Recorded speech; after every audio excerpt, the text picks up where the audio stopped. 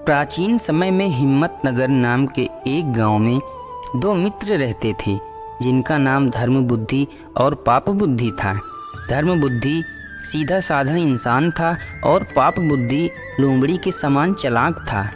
एक बार पाप बुद्धि के मन में ख्याल आया कि मैं धर्म बुद्धि के साथ राजधानी जाकर धनोपार्जन करूं और किसी न किसी तरीके से वह सारा धन धर्म बुद्धि से हड़प लूं, ताकि मेरे आगे का जीवन यात्रा सुख चैन से कट जाए।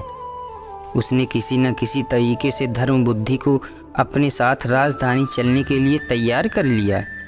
निश्चित दिन वे दोनों अपने गांव से राजधानी की ओर निकल गए। जाते समय वे अपने साथ खूब सामग्री लेकर गए और राजधानी में मुँह मांगे कीमत पर उसे बेच खूब स्वर्ण मुद्राएं इकट्ठा कर ली। दोनों अत्यंत प्रसन्न होकर अपने गांव की ओर लौट गए।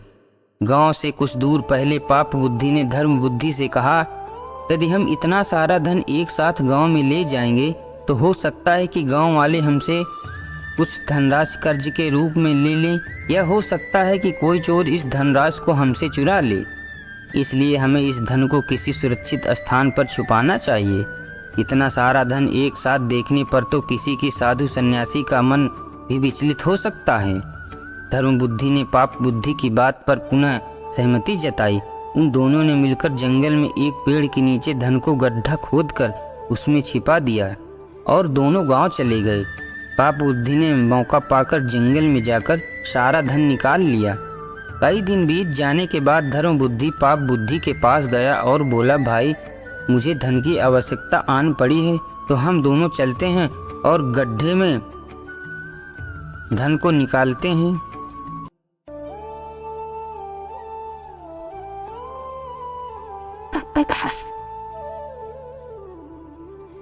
पाप बुद्धि दोनों उसी स्थान पर पहुंचे जहां पर धन छिपाया हुआ था।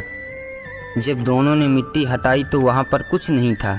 पाप बुद्धि ने धर्म बुद्धि पर धन चुराने का आरोप लगाया। दोनों ने झगड़ा बढ़ता गया।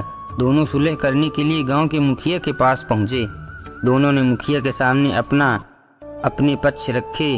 मुखिया ने सच्चाई का पता लगाने के लिए दिव्य परीक्षा ली। दोनों को कहा कि आप जलती हुई आग में हाथ डालें। पाप बुद्धि ने इसका विरोध किया और कहा, सच्चाई की गवाही तो वन देवता देंगे। पाप बुद्धि ने पहले ही एक खोखले वृक्ष के तने में अपने पिता को बैठा दिया था। जब उस पेड़ के पास पहुंचकर मुखिया ने वन देवता को पूछा कि दोनों में से चोर कौन है, तो आवाज़ आई कि चोर धर्म बुद्धि है। जब धर्म बुद्धि ने यह सुना तो उसने उस पेड़ के नीचे आग लगा दी। थोड़ी देर पश्चात आग से सुलझने के कारण पाप बुद्धि का पिता चिल्लाने लगा और उस पेड़ से बाहर आ गया। उसने मुखिया के सामने सारा वृत्तांत सुनाया। मुखिया ने पाप बुद्धि को मृत्यु की सज़ा सुनाई। दोस्तों, हमें इस कहानी से सीख मिलती है कि हमें कभी भी लालच नहीं करना चाहिए। हमें अपनों के साथ कभी भी विश्वासघात नहीं करना चाहिए। और दोस्तों, ऐसी ही कहानी के लिए हमारे चैनल को लाइक एंड सब्सक्राइब ज़रूर करिएगा।